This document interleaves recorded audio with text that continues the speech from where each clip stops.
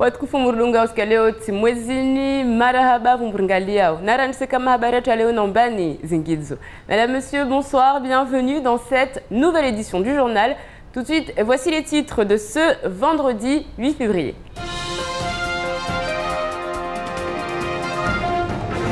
L'heure était au bilan pour les magistrats et le procureur de la République. C'était ce matin une audience solennelle au palais de justice de Mamoudzou. Après le caillassage qui s'est déroulé en début de semaine, hier, le comité local de sécurité et de prévention de la délinquance de Mamoudzou s'est tenu à la médiathèque de Pasmaïti. Et puis une nouvelle école fermée, cette fois-ci du côté de Chirongui. Les parents dénoncent les mêmes problèmes que dans les autres établissements, manque de sécurité et insalubrité. Enfin, après 5 années d'attente, la rénovation de la MJC de Kaweni devrait prendre fin prochainement. L'occasion pour nous de faire le point sur ce chantier interminable.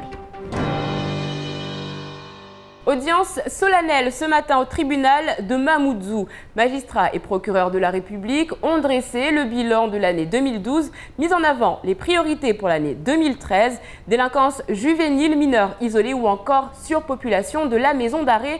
Autant de thématiques sensibles qui ont été abordées par les professionnels de la justice lors de ce rendez-vous annuel. Noémie Le Waller.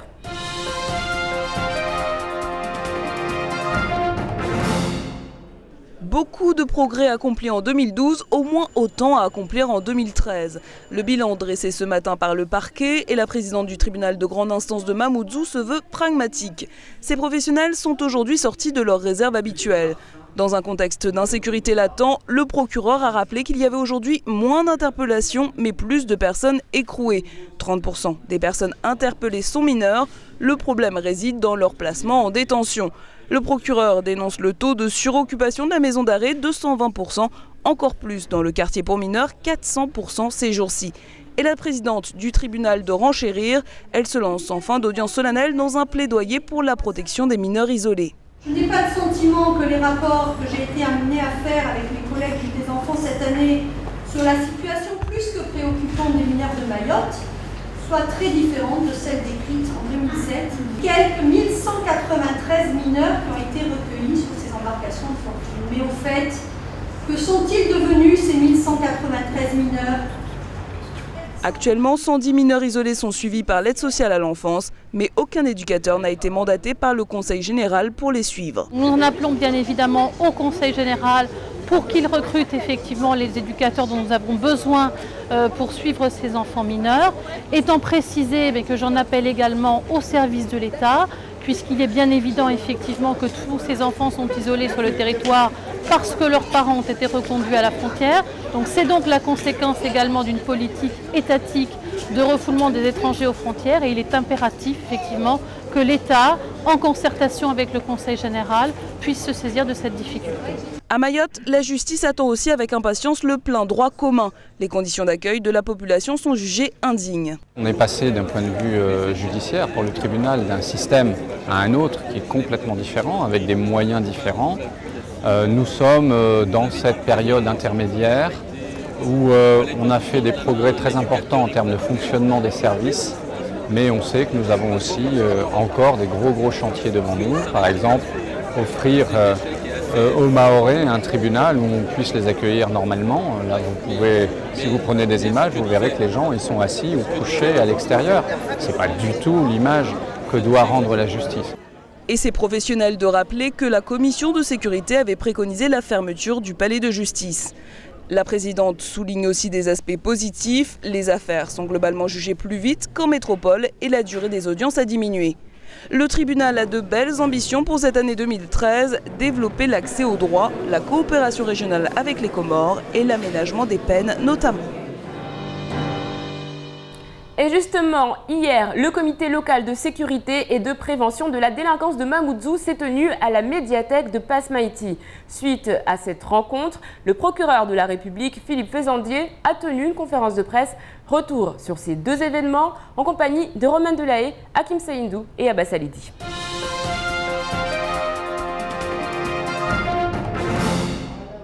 Le comité local de prévention de la délinquance de Mamoudzou s'est tenu hier après-midi. Il intervient quelques jours seulement après le caillassage de transports scolaires. Les transporteurs ont exprimé leur colère face à une situation qui, disent-ils, ne fait qu'empirer. Agression à répétition, cambriolage ou autre, ils disent ne plus se sentir en sécurité. Le procureur de la République explique ce sentiment par la nature elle-même de ces actes délictueux.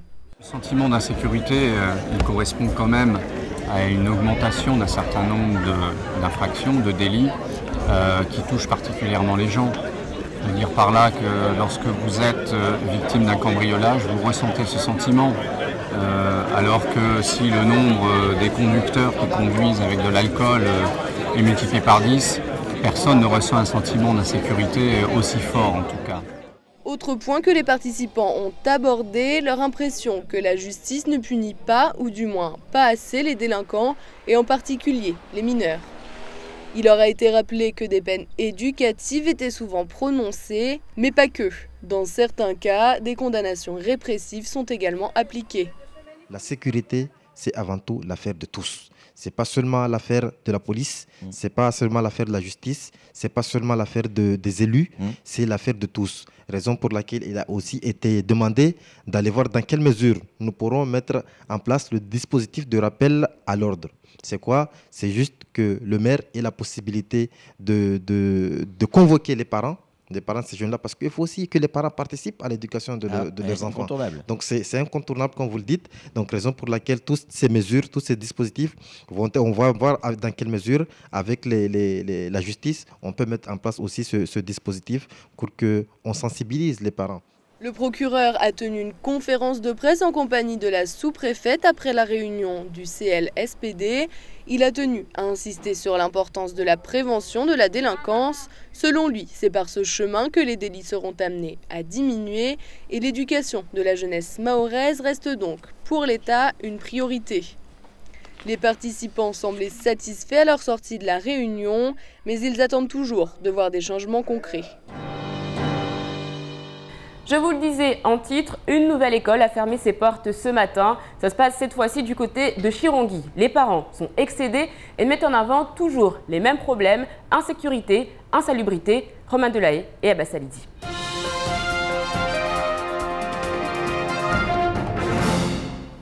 Les parents d'élèves de Chirongui ferment l'école. Hier, un cache-néon est tombé sur 2 élèves, les blessant légèrement. L'événement a mis le feu aux poudres et ce matin, les parents manifestaient leur colère. Une école dangereuse pour les enfants qui la fréquentent, ce n'est plus acceptable pour eux. Dans cette école de Chirongui 2, il n'y a pas de sécurité, aucune norme n'est respectée par la mairie. On n'a pas de photocopieuses, on doit tout acheter, nous les parents, réparer les photocopieuses. Les salles de classe sont trop vieux, mais vraiment vieux, parce que même nous les parents, on est passés par là. Madame le maire de la commune n'était pas présente ce matin, elle n'a donc pas pu rencontrer les manifestants. L'élu comprend la colère des parents et les rencontrera dès lundi matin, mais comme beaucoup de maires de Mayotte, elle affirme que ces actions sont limitées par le manque de moyens financiers qui lui sont attribués. Nous serons là lundi ensemble pour voir de ce que bien sûr nous pourrions faire ensemble pour améliorer les choses. On ne pourra pas tout faire, mais au moins c'est le minimum parce qu'il n'est pas facile par rapport aux contraintes budgétaires actuelles. Comme vous le savez, toutes les communes sont aujourd'hui saisies par la Cour des budgets saisis, arrêtées par le préfet. Donc vous comprenez bien les situations budgétaires des communes. Par conséquent, les situations qui sont celles aujourd'hui revendiquées par les parents des écoles, en état bien sûr de ne pas pouvoir accueillir des enfants dans des bonnes conditions. Peu de chance donc qu'une solution miracle intervienne lundi. Jusqu'à nouvel ordre, les enfants des 6 classes de primaire de la commune n'assisteront pas à leurs cours. Après 5 années d'attente, d'arrêt et de reprise de chantier, la MJC de Kaweni devrait être achevée d'ici très peu de temps. Ce matin, la sous-préfète Sylvie Espécy ainsi que les élus de Mamoudzou sont partis visiter le chantier. L'occasion pour nous de faire le point sur des travaux interminables avec Noémie Lewaller et Abbas Salidi.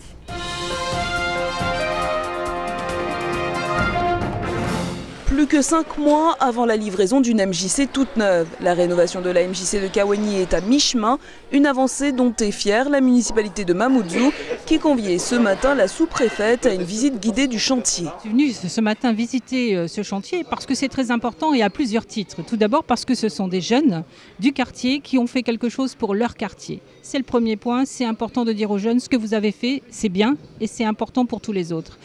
Et puis en plus parce que à la fin, nous aurons un très bel outil qui sera à la disposition de la commune de Mamoudzou, qui va servir pour les habitants de Mamoudzou, et ça, je pense que ça mérite d'être valorisé. Les travaux sont réalisés par 24 ouvriers en contrat unique d'insertion. Ces jeunes sont supervisés par l'OIDF, c'est ce que l'on appelle un chantier école. Et là, vous voyez, on a vraiment avancé sur ce chantier-là. On espère à la fin de ce chantier, qu'on puisse aboutir à un emploi, Inch'Allah. Ça nous permet à nous, commune de Mamoudzou et tous nos partenaires, de pouvoir insérer les jeunes et leur permettre de trouver des activités.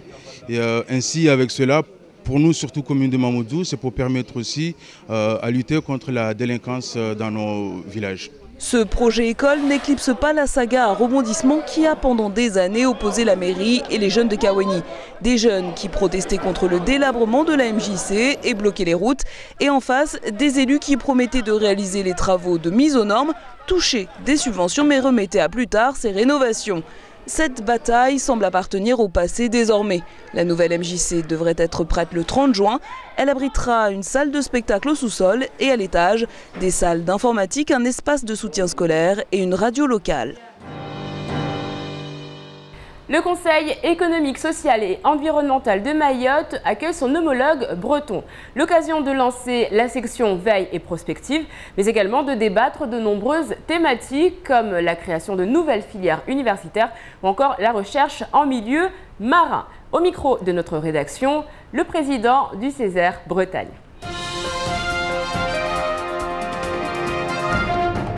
On a, si vous voulez, en région Bretagne, beaucoup travaillé sur la question de la mer. Donc on a des choses à dire sur la question du développement lié à la mer. Alors c'est jamais totalement exclusif, vous avez raison, hein. On peut pas compter que sur le développement maritime, mais là où vous avez du littoral, ce qui est votre cas comme le nôtre, hein, je veux dire, on a quand même là un potentiel en biodiversité, un potentiel en développement, je veux dire, dont il faut prendre conscience, quoi. Alors ça ne fait pas tout le développement, mais sûrement que votre dimension marine est une dimension pour vous importante pour les 10 ou 15 ans qui viennent. Je pense qu'on est en train de redécouvrir au niveau international l'importance de la richesse maritime. On va écouter les gens qui sont dans l'instruction, dans l'éducation. On fera appel à tout le monde pour construire le Maori de demain, qui sera sur un plan de 15-20 ans. Et on prend l'engagement, si nos rapports sont appliqués, on prend l'engagement sur 20 ans. Et je dis ça, mais vraiment sans aucune honte. Je regarderai les gens les yeux dans les yeux quand on vous promet quelque chose, un prix Nobel Maori dans 20 ans. Vous avez pu entendre également le docteur Kamel Messaoudi, le président de la toute nouvelle section veille et prospective du CESEM. À combien s'élèvent les frais de déplacement de nos élus? Nous le savons, les conseillers généraux et maires voyagent beaucoup dans la région, mais également au-delà de nos frontières. Alors tout de suite, c'est l'heure de faire les comptes avec Roman Delahaye, Hakim Saïndou et Fred Suleymana.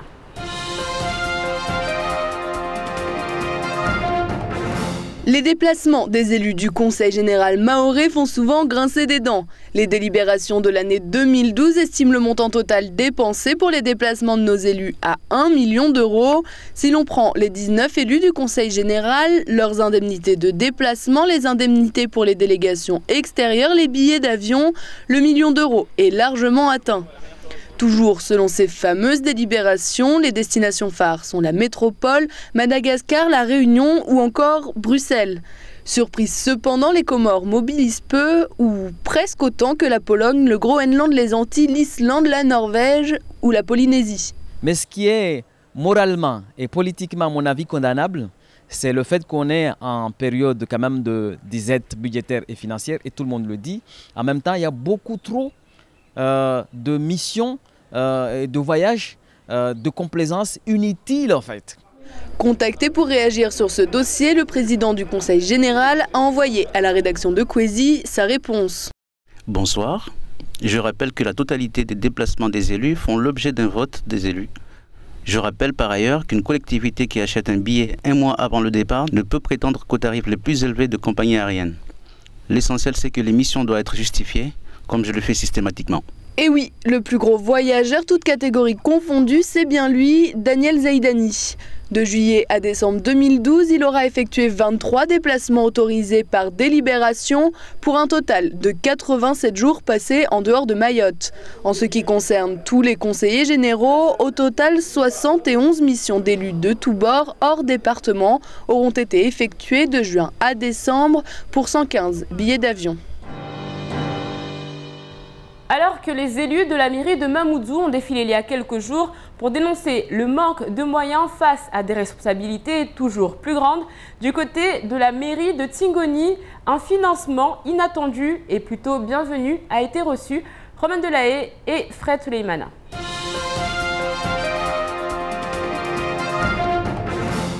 Ibrahim Bouanaeri, le maire de Tingoni, peut avoir le sourire. Le week-end s'annonce bien, voire très bien pour lui. Il pourra apprécier les bonnes nouvelles que lui a apportées la préfecture. Cette dernière vient en effet de procéder au mandatement d'office de quelques factures qui traînaient du côté du Conseil général. Et la note est plutôt salée. Le département sera obligé de verser et d'inscrire à son budget 2013 la bagatelle de 252 500 €. La somme se destinait à financer 2 opérations. Elles concernaient la résorbation de l'habitation insalubre à Mroni, Moala et Bajoni. Elle devait également abonder les caisses en subvention pour l'aménagement des routes. Daniel Zaidani va donc devoir sortir le carnet de chèques. Comme quoi, rien de tel qu'un coup de projecteur juridique pour que tout soit plus clair. Allez, tout de suite, on fait le point sur votre week-end. Demain, bonne fête à Apolline. Dimanche, bonne fête à Arnaud. Et puis, sachez qu'un 10 février 1755, Montesquieu est mort. Montesquieu qui était l'auteur des lettres persanes et qui a dit un jour « Je n'ai jamais eu de chagrin qu'une heure de lecture n'ait dissipé ». Lisez beaucoup, vous serez heureux.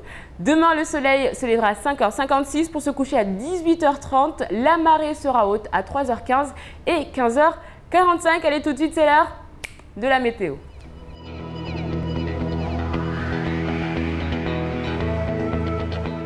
Du côté de la météo, demain dans la journée, les nuages s'installeront progressivement dans le ciel mahorais. Pas d'averse prévue sauf à Mamoudzou, il fera 28 degrés. 25 degrés sont prévus à Trévani. Dans l'après-midi, inversement de situation, du soleil est prévu sur le chef-lieu, alors que la pluie fera son grand retour sur le reste de l'île. Comptez 29 degrés à Bouéni et 31 à Bondjélé.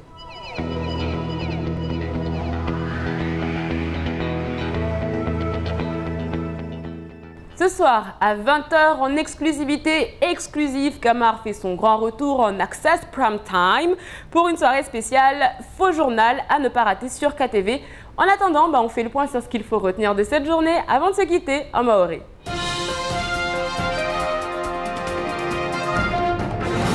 Shikaweni atuanziani ya hujowana na ufahavalu harma ikominya momoju CLSPD jana rahadi wakangulizana da gunpasmainti na safarini uprocureur Philippe Fezandier na uwavili wa prefet Sylvie SPC wa uwajaune wa Karangebanza hondo eleza na hutoa ya umafikira harma zinza husu mpangio na ya washikaweni be na utara ha heju bwana procureur Somahani ashadidisha amba waileo asiwele wazhasira zilio rohoni hawakazi amba haivuka watu waleme wana ubandi na stabia za peu zifanyisha leo mfano mavareni au hata harma zilikoli waya siele zamba kweli sahili ubanda elewa ulozi hasira zilio amba lazima watu wafanye tini nzia tini hata watu wawane hata uwadeonu ufe be waya siele zamba kweli sahili ui sharia esperanza iketi de babu amba rangu hali rangu wakati uo namba torongu amba zama za dakainusa amba i sharia ini atuanzia namba leo kula mwana mtashaba bimfano amba katimma haleo amba waine kafanya tabia mbinoro dezo kweli sahi waya vetu mbedina juji be tipaka amba atue harma zifu mfungo mfano amba atwe shivani